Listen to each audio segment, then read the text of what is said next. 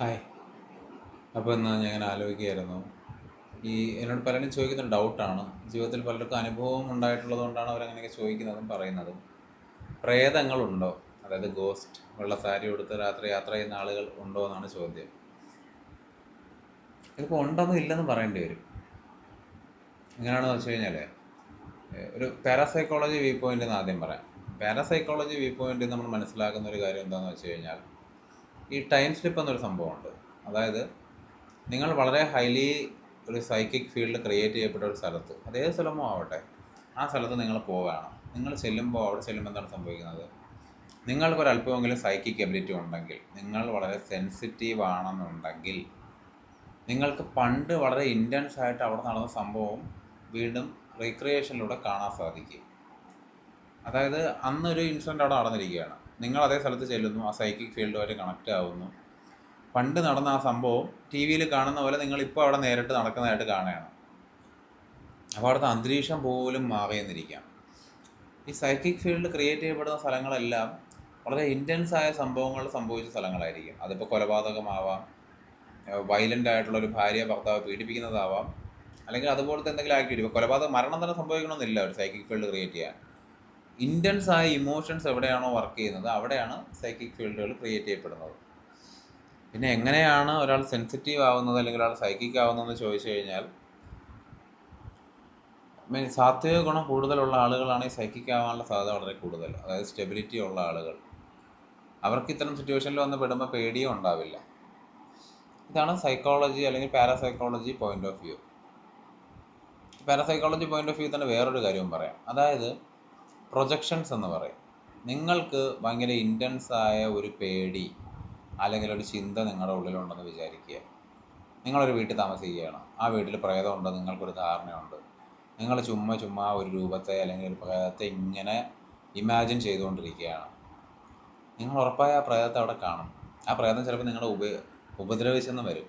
അതിന് ഉത്തരവാദി നിങ്ങൾ തന്നെയാണ്. കാരണം നിങ്ങൾ ക്രിയേറ്റ് ചെയ്യുന്ന ഒരു പ്രൊജക്ഷനാണത്. നിങ്ങളുടെ എല്ലാ മനുഷ്യരിലും ഒരല്പമെങ്കിലും സൈക്കിക് എബിലിറ്റി ഉണ്ട്, ഇല്ലാത്തവൻ മനുഷ്യനല്ല. അപ്പോൾ അതുള്ള സാഹചര്യത്തിൽ നിങ്ങളുടെ ആ ഒരു ഇൻറ്റൻസ് ആയിട്ടുള്ള ഒരു എന്താ പറയുക ഇമോഷൻ, ആ ഒരു പേടി, ആ ഒരു ഭയം, അതിനെ ക്രിയേറ്റ് ചെയ്യും. അതുകൊണ്ടാണ് പേടിയുള്ളവർ മാത്രമേ ഈ പ്രേതത്തിനെ കാണുള്ളൂ എന്ന് പറയുന്നത്. ഇതുകൊണ്ടാണ് പേടിയില്ലാത്തവർ കാണില്ല എന്ന് പറയുന്നതിൻ്റെ കാരണം ഇതാണ്. കാരണം പേടിയുള്ള ആളുകൾ അവരുടെ പ്രൊജക്ഷൻസിനെയാണ് കാണുന്നത്. ആ പ്രൊജക്ഷൻസിന് ശക്തി കൊടുക്കുന്നതെല്ലാം നമ്മളാണ്. നമ്മുടെ പ്രൊജക്ഷൻ്റെ ഇൻറ്റൻസിറ്റി വളരെ ഹൈ ആണെന്നുണ്ടെങ്കിൽ ആ സ്ഥലത്ത് വരുന്ന സൈക്കിക് ആയിട്ടുള്ള വേറൊരാൾക്കും ഇതേ കാര്യം കാണാൻ സാധിച്ചെന്നിരിക്കും. കാരണം നിങ്ങൾ ചെയ്ത പ്രൊജക്ഷനാണ് മറ്റേ ആൾ കാണുന്നത്. ശരിക്കും അവിടെ ഒരു വ്യക്തിയോ അല്ലെങ്കിൽ ഒരു പ്രേതമോ ആത്മാവോ ഉള്ളത് കൊണ്ടല്ല. ഇനി ഞാൻ മനസ്സിലാക്കുന്ന കാര്യം പറയാം. ഞാൻ മനസ്സിലാക്കുന്നത് എന്താണെന്ന് വെച്ച് കഴിഞ്ഞാൽ, ഒരു മനുഷ്യൻ മരിച്ചു കഴിഞ്ഞാൽ അയാൾ മോക്ഷം അല്ലെങ്കിൽ അയാളുടെ കർമ്മത്തിൻ്റെ പാരമ്യത്തിൽ എത്തിയിട്ടില്ല എന്നുണ്ടെങ്കിൽ അയാൾ പുനർജനിക്കുമെന്നാണ് ഞാൻ വിചാരിക്കുന്നത്. എവിടെ എപ്പോൾ പുനർജനിക്കുമോ നിങ്ങൾ എന്നോട് ചോദിക്കരുത്. അതിനെപ്പറ്റി ഞാൻ എവിടെയോ യോഗശിഷ്ടത്തിലാണോ എവിടെയാണത് വായിച്ചിട്ടുള്ളത് എനിക്കറിയില്ല. ഒരു കഥ എൻ്റെ ഓർമ്മയിലുണ്ട്. അതായത് നിങ്ങളിപ്പോൾ 10ാമത്തെ വയസ്സിൽ നിങ്ങൾ മരിക്കുകയാണ്. നിങ്ങൾ 10ാമത്തെ വയസ്സിൽ മരിക്കുന്ന നിങ്ങൾ പുനർജനിക്കുന്നത് 72 വയസ്സുള്ള ആളായിട്ടായിരിക്കും. മനസ്സിലാവുന്നുണ്ടോ? ആ ഒരു ഇതാണ് റിയാലിറ്റി അല്ലെങ്കിൽ മായ എന്ന് പറയുന്നത്. ഇതാണ് എവിടെ എന്താണ് സംഭവിക്കുക നമുക്ക് പറയാൻ സാധിക്കില്ല. ഈ ഒരു റിയാലിറ്റി ഇങ്ങനെ ഡാൻസ് ചെയ്യുകയാണ്. ഈ ഡാൻസിൽ എപ്പോഴും എവിടെ എന്ത് സംഭവിക്കാം. ഇറ്റ്സ് കൈൻഡ് ഓഫ് എന്താ പറയുക, ഒരു ഭയങ്കര മനോഹരമായ ഒരു പ്ലേ ആണ് അല്ലെങ്കിൽ ഒരു ഡ്രാമയാണ് ഈ ജീവിതം എന്ന് പറയുന്നതൊക്കെ കൊണ്ടാണ്. ചിലപ്പോൾ നിങ്ങൾ പുനർജനിക്കുന്നത് ഒരു 1000 വർഷം മുമ്പും ആയിരിക്കാം, ഇപ്പം മരിച്ചു കഴിഞ്ഞാൽ.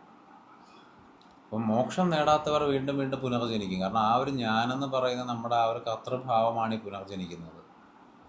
അതായത് നമ്മുടെ ഉള്ളിലെ വ്യക്തിത്വത്തിൻ്റെ അല്ല, ആ ഒരു ഞാൻ എന്ന് പറയുന്നതിൻ്റെ ആ ഒരു അംശം, ആ ഒരു ഞാൻ എന്ന് പറയുന്ന ഫീലിംഗ് ആണ് ഈ ശരീരം മാറിക്കൊണ്ടിരിക്കുന്നത്, ഡ്രസ്സ് മാറുന്നത് പോലെ. ആ ഒരു ഞാനെന്ന് പറയുന്ന അംശത്തിന് ഈ ശരീരത്തിൽ നിങ്ങൾ ജീവിച്ചിരിക്കുമ്പോൾ പൂർണ്ണമായും ഡിസോൾവ് ചെയ്ത് കളഞ്ഞില്ലെങ്കിൽ നിങ്ങളുടെ ഉള്ളിൽ നിന്നത് ചാടി വേറൊരു സ്ഥലത്തേക്ക്, ശരീരത്തിലേക്ക് പോകും. അതിനെ ഫിസിക്കലായിട്ട് നമുക്ക് ഫീൽ ചെയ്യാൻ പറ്റുന്നതാണ് രമണ മഹർഷിയൊക്കെ പറയുന്നത്, ആ ഒരു ഞാനെന്ന് പറയുന്ന ഭാവത്തിനെ. ഈ രമണ മഹർഷിയുടെ തന്നെ ഒരു കഥയിൽ ഇങ്ങനെ പറയുന്നുണ്ട്. അദ്ദേഹത്തിൻ്റെ പളനിസ്വാമി എന്നാണ് എൻ്റെ ഓർമ്മ. അദ്ദേഹത്തിൻ്റെ ഒരു കെയർ ടേക്കർ ആയിരുന്നു, നല്ല പ്രായമുള്ള ആളായിരുന്നു. രമണ മഹർഷി എന്ന് വളരെ കുഞ്ഞാണ്, എന്നുവെച്ചാൽ ഒരു 20 വയസ്സിൻ്റെ താഴെ പ്രായം വരും. അപ്പോൾ രമണ മഹർഷി ഈ ഈ തിരുവണ്ണാമലയിൽ വന്നപ്പോൾ രമണ മഹർഷിയുടെ ബോധോദയ നിലവാരമൊക്കെ മനസ്സിലാക്കിയിട്ട് ഒരുപാട് പേര് ഈ രമണ മഹർഷി ടേക്ക് കെയർ ചെയ്യാൻ മുമ്പിലേക്ക് വന്നിട്ടുണ്ട്. അപ്പോൾ പളനിസ്വാമി ഓൾറെഡി തിരുവണ്ണാമലയിൽ എക്സിസ്റ്റ് ചെയ്യുന്ന ഈ ബോധോദയമൊക്കെ തേടി അലഞ്ഞിരുന്ന ഒരു പ്രായമുള്ളൊരു മനുഷ്യനാണ്.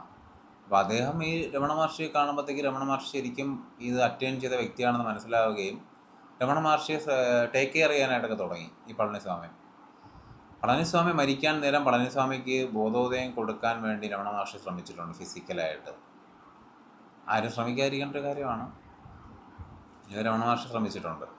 അപ്പോൾ അദ്ദേഹത്തിന് നെഞ്ചിൽ കൈവച്ച് അദ്ദേഹത്തിൻ്റെ ഞാനെന്ന് പറയുന്ന ഭാവത്തിനെ സ്പിരിച്വൽ ഹാർട്ടിനെ പറ്റിയാണ് പറയുന്നത്, ബ്ലഡ് പമ്പിങ് ഹാർട്ടിനെ പറ്റിയല്ല പറയുന്നത്. സ്പിരിച്വൽ ഹാർട്ടിലേക്ക് പുഷ് ചെയ്തു എന്നാണ് പറയുന്നത്. അപ്പോൾ പുഷ് ചെയ്ത് അത് ആ ഹാർട്ടുമായിട്ട് മെർജ് ആയപ്പോൾ ഒരു നിമിഷം അദ്ദേഹത്തിൻ്റെ ഉള്ളിൽ ഐ എന്ന് പറയുന്ന ഭാവം ഇല്ലാതായി.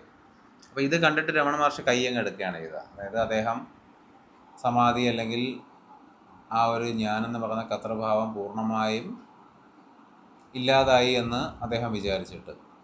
പക്ഷേ അദ്ദേഹം മരിച്ച ആ മൊമെൻറ്റിൽ മരിക്കുന്നതിന് തൊട്ട് മുമ്പത്തെ നിമിഷത്തിൽ പെട്ടെന്ന് അദ്ദേഹത്തിൻ്റെ ഉള്ളിൽ നിന്ന് ആ ഞാനെന്ന് പറയുന്ന ആ ഒരു ഫീലിംഗ് ഹാർട്ടിൽ നിന്ന് പുറത്തേക്ക് റൈസ് ചെയ്ത് വരുന്ന അദ്ദേഹം കണ്ടു എന്നാണ് പറയുന്നത്. ശരീരം മരിച്ചപ്പോൾ ഇത് ശരീരത്തിൽ നിന്ന് പുറത്തേക്ക് പോകുന്നത് രമണ മഹർഷി കണ്ടതായിട്ട് പറയുന്നുണ്ട്. അത് കുറച്ച് നേരമെങ്കിലും ഹാർട്ടിലിരുന്നത് കൊണ്ട് കുറച്ചുകൂടി ഹയർ സ്പിരിച്വൽ ലെവലിലേക്ക് പളനിസ്വാമി എത്തി. അതുകൊണ്ട് അദ്ദേഹം മറ്റൊരു ദേവലോകത്ത് ജനിക്കുമെന്നാണ് കഥ. ഈ ദേവലോകം എന്നൊക്കെ പറയുന്നത് എന്താണെന്ന് വെച്ച് കഴിഞ്ഞാൽ ഇതൊക്കെ മൾട്ടിപ്പിൾ ഡയമെൻഷൻസ്, മൾട്ടിപ്പിൾ റിയാലിറ്റിയെ പറ്റിയാണ് പറയുന്നത്. At the end of the day ഇതെല്ലാം ഒരു ചിന്ത മാത്രമാണ്, ഒരു തോട്ട് മാത്രമാണ്. ഇതൊന്നും റിയാലിറ്റി അല്ല. പക്ഷെ നമ്മൾ ഈ റിയാലിറ്റിയിൽ ഈ ചിന്തയ്ക്കകത്ത് ഈ മായക്കകത്ത് കുടുങ്ങി കിടക്കുമ്പോൾ ഇതിനകത്ത് സംഭവിക്കുന്ന കാര്യങ്ങൾ നമുക്ക് അറിഞ്ഞാലും അതിനെപ്പറ്റി സംസാരിച്ചാലേ പറ്റുള്ളൂ. അപ്പോൾ ഈ ഞാനെന്ന് പറയുന്ന ഭാവം, ആ ഒരു ഫീലിങ്, ആ ഒരു സാത്താനെന്നൊക്കെ പറയാം, അതിനെ ഇല്ലാതാക്കുന്നതാണ് നമ്മുടെ ധർമ്മം. അതിനെ പൂർണ്ണമായി ഇല്ലാതാക്കിയ ഒരാൾ പിന്നീട് എന്താ പറയുക, ഒരു പ്രേതമായിട്ടോ അല്ലെങ്കിൽ മറ്റൊരു ശരീരമായിട്ടോ ഒക്കെ ജനിക്കുമെന്ന് ആരും വിചാരിക്കുന്നില്ല. വേറെ കുറച്ച് കാര്യങ്ങളെ പറ്റിയും പറയാം. അതായത് ഈ ലക്ഷ്മണസ്വാമി എന്ന് പറയുന്ന രമണ മഹർഷിയുടെ അടുത്തു നിന്ന് തന്നെ ബോധോദയം നേടിയ അദ്ദേഹത്തിന് മറ്റൊരു ശിഷ്യനുണ്ട്. ലക്ഷ്മണസ്വാമി വളരെ റീസെൻ്റായിട്ട് മരണപ്പെട്ട ആളാണ്. അദ്ദേഹത്തിന് എനിക്കൊന്ന് മരിക്കുമ്പോൾ 97 വയസ്സെന്തോ ഉണ്ടായിരുന്നു. അദ്ദേഹം ഇത്രയും വർഷവും തിരുവണ്ണാമലയിൽ ജീവിച്ചിട്ടുണ്ടായിരുന്നു. കുറേ കാലം ആന്ധ്രയിൽ അദ്ദേഹത്തിൻ്റെ ഒരു ആശ്രമവും അവിടെ ഒരുപാട് ഭക്തന്മാരും ഒക്കെ വരുമായിരുന്നു. അദ്ദേഹത്തിൻ്റെ അടുത്തുനിന്ന് ബോധോദയം നേടിയ ശാരദാമ്മ എന്ന് പറയുന്നൊരു സ്ത്രീയുണ്ട്. അവരിപ്പോഴും തിരുവണ്ണാമലയിൽ ജീവിക്കുന്നുണ്ട്. അവരും ലക്ഷ്മണസ്വാമിയും തിരുവണ്ണാമലയിൽ ഒരു 40 വർഷത്തോളമായിട്ട് താമസിക്കുകയാണ്. അവരാരെയും കാണാൻ തയ്യാറായിരുന്നില്ല, പബ്ലിക്കുമായിട്ട് ഇടപഴകാറില്ല. ഡേവിഡ് ഗോഡ്മാൻ പറഞ്ഞാണ് എനിക്കിതൊക്കെ അറിയാമെന്നുള്ളത്. ഡേവിഡ് ഗോഡ്മാൻ ആരാണെന്ന് യൂട്യൂബിൽ സെർച്ച് ചെയ്താൽ നിങ്ങൾക്ക് മനസ്സിലാവും. അപ്പോൾ ഈ ലക്ഷ്മണസ്വാമി ബോധോദയം നേടിയതിനു ശേഷം അദ്ദേഹത്തോട് സംസാരിക്കാൻ ചില ആത്മാക്കൾ വന്നതായിട്ടൊക്കെ അദ്ദേഹം പറയുന്നുണ്ട് അദ്ദേഹത്തിൻ്റെ ആത്മകഥയിൽ. എനിക്കൊന്ന് അദ്ദേഹത്തിൻ്റെ ആത്മകഥ എഴുതിയതും ഡേവിഡ് ഗോഡ്മാൻ ആണെന്ന് തോന്നുന്നു.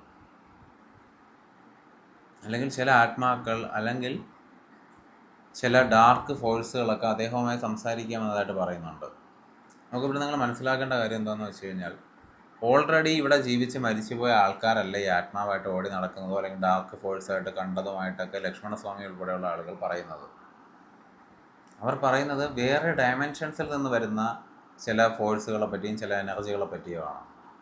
ഇത്തരം ഫോഴ്സുകളും ഇത്തരം എനർജികളും പലതരത്തിൽ നമ്മുടെ നാട്ടിൽ ഇങ്ങനെ പ്രസൻറ്റ് ചെയ്യപ്പെടും. അല്ലെങ്കിൽ ഇതൊരു എല്ലാ ഡയമെൻഷൻസും ഒരേ സമയത്ത് എക്സിസ്റ്റ് ചെയ്യുന്നുണ്ട്. എല്ലാ ടൈം ലൈനും ഒരേ സമയത്ത് എക്സിസ്റ്റ് ചെയ്യുന്നുണ്ട്. നിങ്ങൾ 20 വർഷം മുമ്പ് എന്താണ് ചെയ്തുകൊണ്ടിരുന്നത്, അതേ സ്ഥലത്ത് ഇന്ന് ഈ നിമിഷം അതേ കാര്യം നിങ്ങളിപ്പോൾ ചെയ്തുകൊണ്ടിരിക്കുകയാണ്. ഫ്യൂച്ചറും അങ്ങനെ തന്നെയാണ്. Future and past are already predetermined എന്ന് നിങ്ങൾക്കറിയാമല്ലോ. ഫ്യൂച്ചറിൽ നിങ്ങൾ ഈ സമയം ചെയ്യേണ്ട കാര്യം നിങ്ങൾ ഓൾറെഡി ചെയ്തുകൊണ്ടിരിക്കുകയാണ്. അതിനെ തടഞ്ഞു നിർത്താൻ ആർക്കും സാധിക്കില്ല.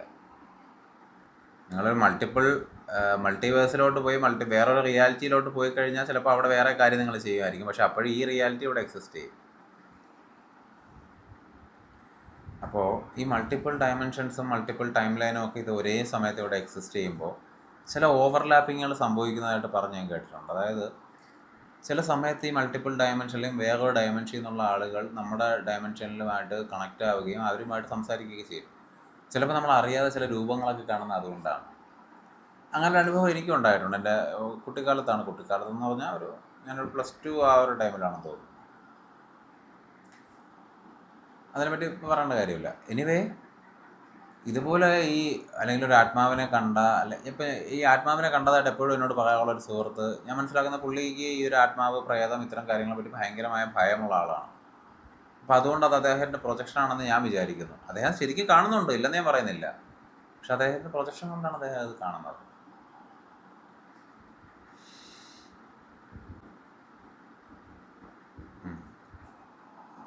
അപ്പം അതുപോലെ ഈ എന്താ പറയുക, ഈ യാഥാർത്ഥ്യം എന്ന് പറയുന്നത് നമ്മളിപ്പോൾ ഈ കാണുന്ന ചുറ്റുപാടുകളല്ല. അത് സെൽഫില്ലാത്തൊരവസ്ഥയാണ്. അത് ശുദ്ധമായ ബോധമാണ്, അല്ലെങ്കിൽ പ്യുവർ കോൺഷ്യസ്നെസ് എന്നൊക്കെ പറയാം. അപ്പോൾ ആ ഒരു അവസ്ഥയിൽ എത്തുന്നതിന് മുമ്പ് നമ്മൾ ഈ ഒരു റിയാലിറ്റിയിൽ ജീവിക്കുമ്പോൾ ഇവിടെ പലതും കണ്ടെന്നിരിക്കാം, പ്രയത്നം കണ്ടെന്നിരിക്കാം. അപ്പം വലിയ പ്രൊജക്ഷനായിട്ട് കാണാം, അല്ലെങ്കിൽ മൾട്ടിപ്പിൾ ഡയമെൻഷനിൽ നിന്ന് ഓവർലാപ്പ് ചെയ്ത് വരുന്ന ആളുകൾ നമ്മൾ കാണാം. ഇനി ഏലിയൻസ് ഇവിടെ വരുന്നതായിട്ട് പല കഥകളും ഞാൻ കേൾക്കുന്നുണ്ട്. ഇതൊക്കെ സത്യമാണെന്ന് എനിക്കറിയില്ല. ചിലപ്പോൾ അത് സംഭവിക്കാം. അതിൻ്റെ പോസിബിലിറ്റി നമുക്ക് ശാസ്ത്രീയപരമായിട്ടൊരിക്കലും തള്ളിക്കളയാൻ സാധിക്കില്ലല്ലോ. സയൻസ് എഗ്രി ചെയ്യുന്നൊരു പോസിബിലിറ്റിയാണത്. അതുകൊണ്ട് നമ്മൾ മനസ്സിലാക്കേണ്ടത് എന്താണെന്ന് വെച്ച് കഴിഞ്ഞാൽ, നമ്മൾ ആ ഒരു പ്യുവർ കോൺഷ്യസ്നെസ് അറ്റൈൻ ചെയ്ത് കഴിഞ്ഞാൽ നമ്മുടെ ഉള്ളിലെ കർത്തൃഭാവം മാറ്റി യഥാർത്ഥ റിയാലിറ്റിയിലേക്ക് നമ്മൾ ഓപ്പൺ അപ്പ് ആയാൽ മാത്രമേ നമുക്ക് യാഥാർത്ഥ്യം കാണാൻ സാധിക്കുകയുള്ളൂ. അതുവരെ നമ്മൾ ഇതുപോലെ പലതും കണ്ടെന്നിരിക്കുക. ഈ മൾട്ടിപ്പിൾ ഡയമെൻഷനിൽ നിന്ന് ഇത് ഈ ഓവർലാപ്പ് ചെയ്ത് വരുന്ന ഈ ചില ഡാർക്ക് ഫോഴ്സുകൾ എന്നൊക്കെ പറയുന്ന സാധനങ്ങൾക്ക് ചിലപ്പോൾ ആളുകൾ ഇൻഫ്ലുവൻസ് ചെയ്യാൻ സാധിച്ചെന്നിരിക്കും. അതുകൊണ്ട് ചിലപ്പോൾ വളരെ മോശം അനുഭവം ഉണ്ടായെന്നിരിക്കാം. പിന്നെ ഞാൻ എപ്പോഴും പറയാറുണ്ട്, നമ്മുടെ വില്ലിന്, നമ്മുടെ ആറ്റിറ്റ്യൂഡിന്, നമ്മുടെ ഉള്ളിലെ ഒരു എനർജിക്ക് ഒരു പവറുണ്ട്. ഒരു ഹോണ്ടഡ് ആയ വീട്, അല്ലെങ്കിൽ ഒരു പ്രേതാലയമായി കണക്കാക്കുന്ന ഒരു വീട്ടിൽ പോകുന്ന ഒരു വ്യക്തിക്ക് അവിടെ ഉള്ള ഒരു ശക്തി, അല്ലെങ്കിൽ അവിടെ ഉള്ള ഒരു നെഗറ്റീവ് എനർജി, എന്നെ സഹായിക്കുമല്ലോ, ഇതെനിക്ക് പോസിറ്റീവ് ആണല്ലോ എന്ന് അദ്ദേഹം വിചാരിച്ചു കഴിഞ്ഞാൽ അദ്ദേഹത്തിന് പോസിറ്റീവായിട്ട് തന്നെ സംഭവിക്കും. പലർക്കും വളരെ മോശം അനുഭവം ഉണ്ടായ വീടുകളുടെ ഉള്ളിൽ താമസിച്ചിട്ട് മഹാഭാഗ്യം എന്ന ആളുകളും ഉണ്ട് നമ്മുടെ നാട്ടിൽ. നോക്കൂ, അപ്പം എന്താണ് ഇവിടെ സംഭവിക്കുന്നത്? നമ്മുടെ ആറ്റിറ്റ്യൂഡ്, നമ്മുടെ ഒരു വില്ലാണ് ഇതെല്ലാം ചെയ്ത് പോകുന്നത്. ഇതെല്ലാം കാൽക്കുലേറ്റ് ചെയ്ത് ഒരേ ലെവലിലേക്ക് മാറ്റുന്നത്. എന്താണെന്ന് വെച്ച് കഴിഞ്ഞാൽ, ബേസിക്കലി നിങ്ങൾ ഈ അദ്വൈതമൊക്കെ ഫോളോ ചെയ്തിട്ടുണ്ടെങ്കിൽ ശരിക്കും ഇവിടെ ഒന്നേ ഉള്ളൂ. എല്ലാം ഒന്നാണ്, ഞാനും നീയും ഒന്നാണ്. ഈ എല്ലാം ഒന്നാണെന്ന് പറയുന്നത് ആ ഒരു വസ്തു പോലും ഒന്നാണ്. അയാൾക്ക് വാക്കാൽ പറയാൻ ബുദ്ധിമുട്ടാണ്, മനസ്സിലാകാൻ സാധ്യത കുറവാണ്. അപ്പോൾ ബേസിക്കലി ഇതെല്ലാം ഒന്നാണ്. അപ്പം എനിക്ക് ഞാനേ ഉള്ളൂ. ഞാൻ കാണുന്നതെന്തും ഞാൻ തന്നെയാണ്. ഞാൻ പറയുന്നതെന്തും എന്നോട് തന്നെയാണ്. അപ്പം ഇവിടെ സംഭവിക്കുന്ന എല്ലാ കാര്യത്തിൻ്റെ മേലെ എനിക്കൊരു വില്ലുണ്ട്. എൻ്റെ ഒരു വില്ലിന്, അല്ലെങ്കിൽ എൻ്റെ ഒരു സൈക്കിക് എബിലിറ്റിക്ക് ഇതിലെല്ലാം അഫക്റ്റ് ചെയ്യാൻ സാധിക്കും. അത് ഏറ്റവും കൂടുതൽ ഈസി ആയിട്ട് സാധിക്കുന്നത് കൂടുതൽ നമ്മൾ അവെയർ ആകുമ്പോഴാണ്. നമ്മൾ കൂടുതൽ അവെയർനെസ് ഡെവലപ്പ് ചെയ്യുമ്പോൾ, നമ്മുടെ കോൺഷ്യസ്നെസ് ലെവൽസ് റൈസ് ചെയ്യുമ്പോൾ നമ്മൾ കൂടുതൽ സെൻസിറ്റീവ് ആവും. നമുക്ക് കൂടുതൽ നമ്മുടെ സൈക്കിക് എബിലിറ്റീസ് കൂടുതൽ ഓപ്പൺ അപ്പ് ചെയ്യും, കൂടുതൽ പാത്വേസിലേക്ക് തുറക്കപ്പെടും. അപ്പോഴാണ് ഇത്തരം കാര്യങ്ങൾ എക്സ്പീരിയൻസ് ചെയ്യാനുള്ള സാധ്യത കൂടുന്നത്.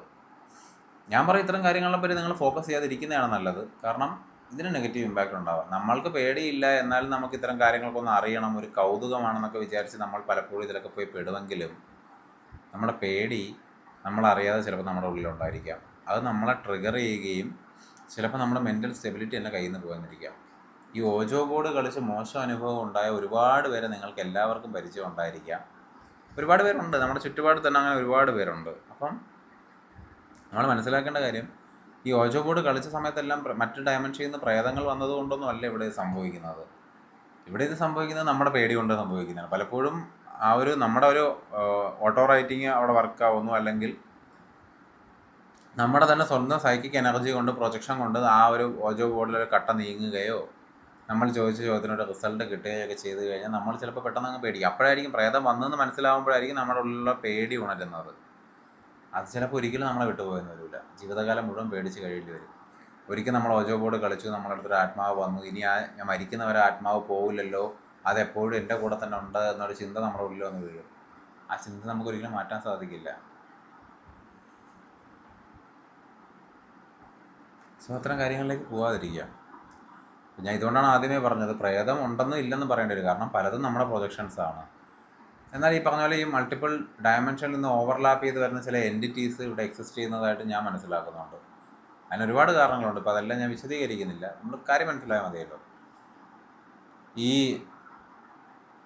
ഈ പറക്കും തളികയായിട്ട് വരുന്നത് ദേവതകളാണ്, അങ്ങനെയൊക്കെ ഒരുപാട് വിശ്വാസങ്ങൾ നമ്മുടെ നാട്ടിൽ നിലനിൽക്കുന്നുണ്ട്. നമുക്ക് ഇത്തരം വിശ്വാസങ്ങളെ ഊട്ടി ഉറപ്പിക്കലോ അത് സ്പ്രെഡ് ചെയ്യിക്കലോ അല്ല എൻ്റെ ഉദ്ദേശം. അതുകൊണ്ടാണ് ഞാൻ ഇതിനെപ്പറ്റിയൊക്കെ വിശദീകരിക്കാൻ നിൽക്കാത്തത്. നമ്മളെപ്പോഴും നമ്മുടെ ഉള്ളിൽ ഞാൻ എന്ന് പറയുന്ന കർത്തൃഭാവത്തെ ഇല്ലാതാക്കുന്നതിൽ തന്നെ ഫോക്കസ് ചെയ്യണം. അതാണ് നമ്മുടെ അൾട്ടിമേറ്റ് റിയാലിറ്റിയിലേക്ക് എത്തിക്കുന്നത്. നിങ്ങളുടെ എല്ലാ ചോദ്യത്തിനുള്ള ഉത്തരം അവിടെയുണ്ട്. അത് മനസ്സിലാക്കി കർമ്മത്തിലേക്ക് കടക്കുക, ചെയ്യേണ്ട കാര്യം ചെയ്യുക. ചെയ്തതിന് ശേഷം പിന്നെ എന്താണോ ബാക്കിയുള്ളത് അപ്പോൾ നോക്കാം. അത്രേ ഉള്ളൂ. Thank you.